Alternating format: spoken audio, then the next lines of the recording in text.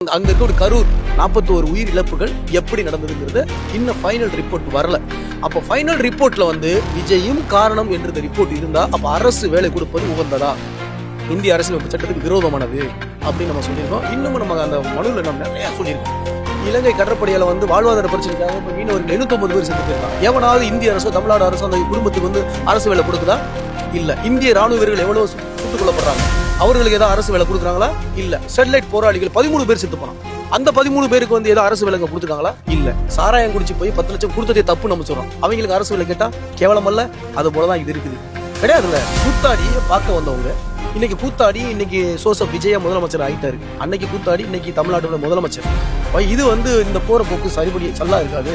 அதனால நம்ம வழக்கு தாக்கல் பண்ணி தமிழ்நாடு எம்எல்ஏ இருக்கக்கூடியவங்க, தமிழ்நாடு அமைச்சராக இருக்கிறவங்க பல பேருக்கு தமிழே தெரியாது.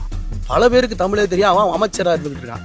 ஆனா இங்க ஒரு சாதாரண ஒரு அரசு பள்ளிக்கூடத்துக்கு உள்ள போய் உன் வேலை என்ன, அரசு பள்ளியை வாங்கி போடுறது உன் வேலையா? சரி, உன் வேலையா கூட இருக்கட்டும். அங்க போய் தமிழை ரொம்ப கேவலப்படுத்துற மாதிரி, ஆங்கிலத்தை உயர்த்தி கொடுத்துற மாதிரி இருக்குன்னா அரசு பள்ளி அப்ப அவ்வளவு மோசமான இருக்கிறது நீ சொல்ல வரியா? அப்ப தனியார் பள்ளிக்கூடத்துக்கு தான் படிக்கணுங்கிற மாதிரி உன்னோட கட்டமைப்பு வருது. அப்படிலாம் கிடையாது.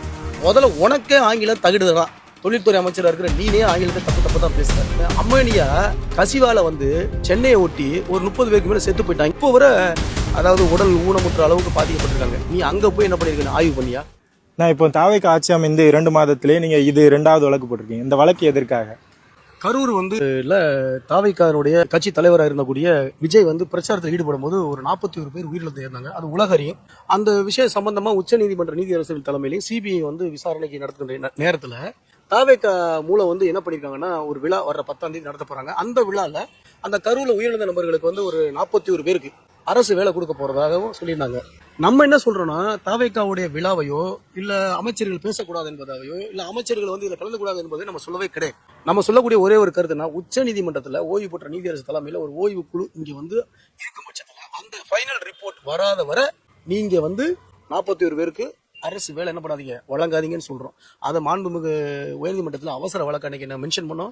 மாண்புமிகு நீதியரசர் என்ன சொன்னாங்கன்னா, இன்னைக்கு அவங்க என்ன சொன்னாங்கன்னா, சரி இது 41 பேருக்கு இன்னும் ஃபிக்ஸ் பண்ணல, இருந்தாலும் நீங்க என்ன பண்ணுங்க, ரெகுலர் இதில் கொண்டு வாங்க, ரெகுலர் லிஸ்ட்டில் நீங்கள் கொண்டு வாங்க, நான் ரெகுலராக எடுத்துக்கிறேன் அப்படின்னு சொல்லியிருக்காங்க. ஸோ அப்போ அந்த வழக்கு ரெகுலருக்கு கொண்டு போய் நாங்கள் சேர்க்க போகிறோம். எப்பவும் போல விசாரணைக்கு வரும்போது வரும். அவசர வழக்காக எடுத்துக்காம ரெகுலர் லிஸ்ட்டில் கொண்டு வரதுக்குன்னு மாண்புமிகு நீதியரசர் சொல்லியிருக்காங்க.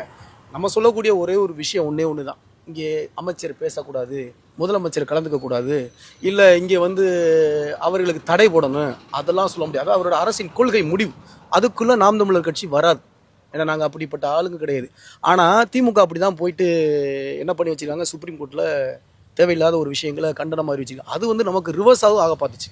இப்போ நம்ம சொல்லக்கூடிய ஒரே கண்டென்ட் ஒன்று தான், உச்சநீதிமன்ற ஓய்வு பெற்ற தலைமை நீதியரசர் தலைமையில் அந்த சிபிஐ அங்க இருக்க ஒரு கரூர் 41 உயிர் இழப்புகள் எப்படி நடந்ததுங்கிறது இன்னும் ஃபைனல் ரிப்போர்ட் வரல. அப்போ ஃபைனல் ரிப்போர்ட்ல விஜயும் காரணம் என்ற ரிப்போர்ட் இருந்தா அப்ப அரசு வேலை கொடுப்பது உகந்ததா? இதுதான் நம்ம கேள்வி. இது ஆர்டிகல் இந்திய அரசியலமைப்பு சட்டத்துக்கு விரோதமானது அப்படின்னு நம்ம சொல்லியிருக்கோம். இன்னமும் நம்ம அந்த மனுவில் நம்ம நிறைய சொல்லியிருக்கோம்.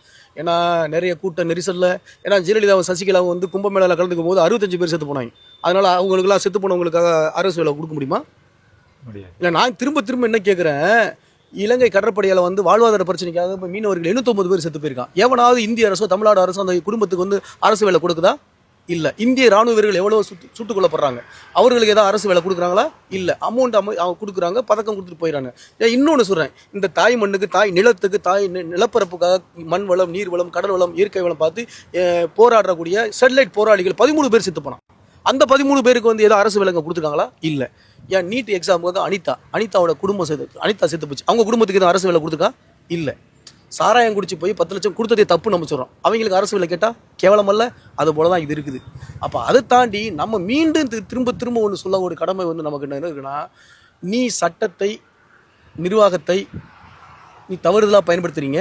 அது மட்டும் இல்லாம 41 பேர் மட்டும் இல்லாம இன்னைக்கு அரசு வேலைக்காக பல்வேறு இளைஞர்கள், பட்டதாரிகள் அரசு வேலைக்காக ரத்தமும் சதையும் வியர்மை படியா படிச்சு துடிக்கிறான். இந்த 41 பேருக்கு நீங்க கால் ஃபால் பண்ணிடலாது 2 லட்சம் பேர் எக்ஸாம் எழுதுவோம். நீ போற போக்குல நீ கொடுக்குற. அவங்க இந்திய விடுதலைக்காக போராடி செத்து போனவங்க கிடையாதுல்ல.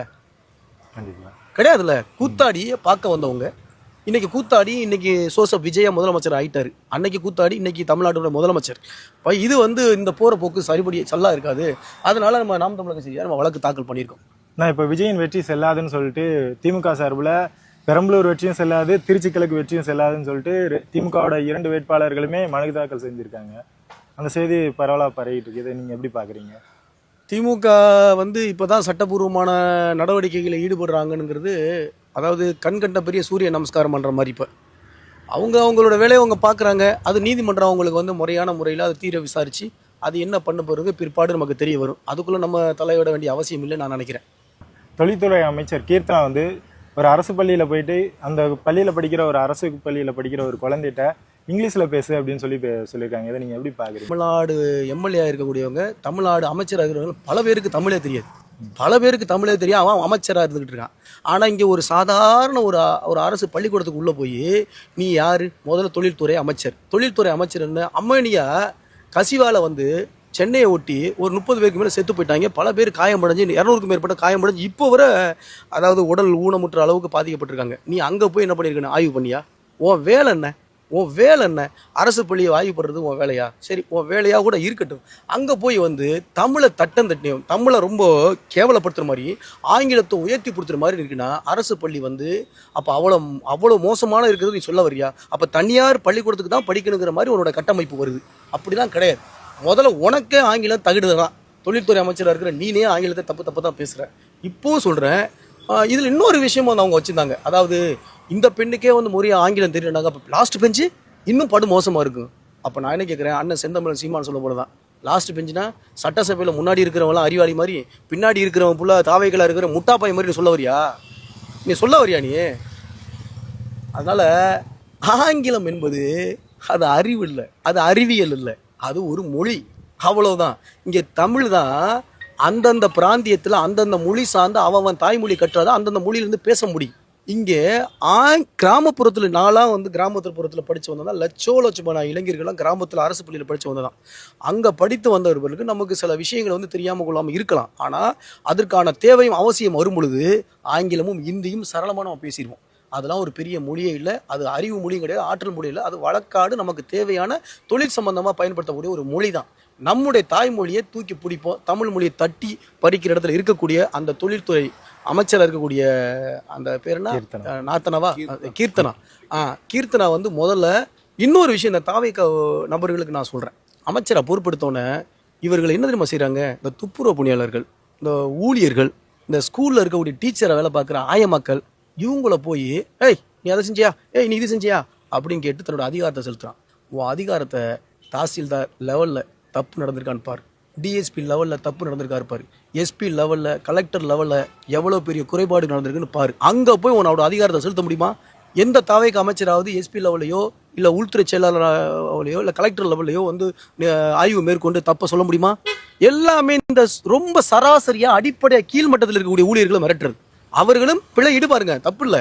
அவர்களை மேல அதிகாரிகளை என்ன பண்ண கூப்பிட்டு வச்சு நீ அதை நீ ஆய்வு மூலம் இங்கே தப்பு நடந்தது, குளறுபடி நடந்ததுன்னு சொல்லு. அதுதான் நிர்வாகம். அங்கே சொல்றதுக்கு உனக்கு பயம், கீழே உள்ளவனை பார்த்து நீ சொல்லிட்டு போயிட்டு இருக்க.